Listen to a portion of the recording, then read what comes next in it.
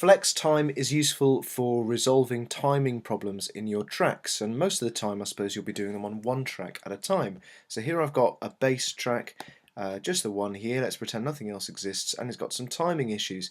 You can turn on flex or other, no, that was a misnomer, it's not turning it on and off. This is showing and hiding it. Actually doesn't make any difference to the flex settings underneath, in the same way that turning this button does not turn automation on and off.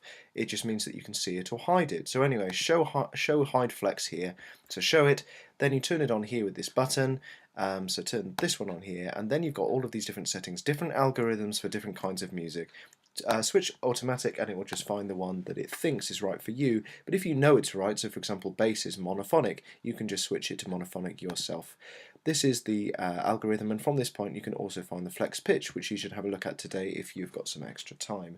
So from here you can change any of the timing, just click and move the markers. Beware that you have these markers either side of the middle one, otherwise you will move the whole thing. So let me get rid of some of these and you'll see how it works.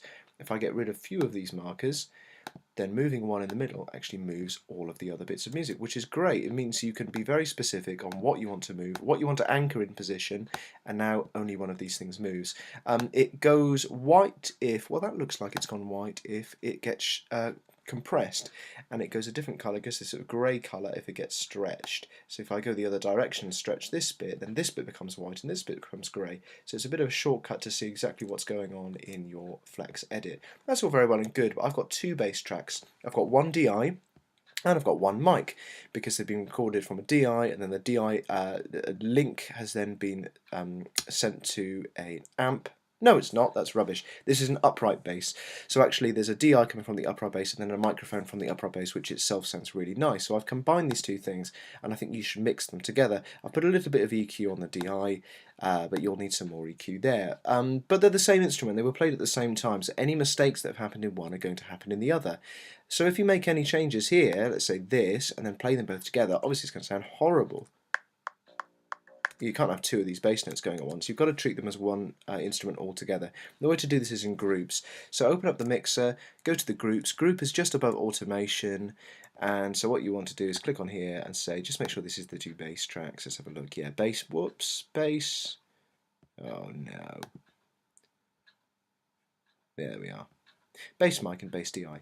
Okay, so we can change this. I've already got one called bass. You won't do, but you just have it group one.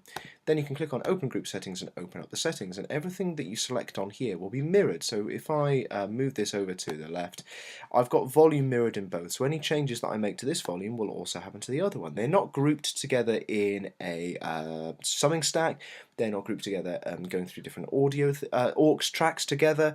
All that they're doing is sending information from this one to this one based upon what parameters you've chosen here, including you can make all the sends happen at the same rate. You could make, I don't know, pan and solo and happen at the same time, or record, which is useful. And then it will, once you record on one, it will record on all of them at the same time. I'm going to turn on editing and quantize locked audio. Close this so that when I go back to my flex timing and turn this on, then making change in one of the tracks should make a change in the other one. This is very useful because then you have corrected the mistakes in all of them. You should be very careful when doing this. It's very easy to make unintended changes. So have a good listen after you've made a change, before your little bit that you've changed, after the little bit you've changed. Make sure, for example, that you've not caused any changes and actually made your own mistakes, because actually in the production of this project I've made lots of my own and had to correct them again. So just be really careful, because you can quickly really screw up your project.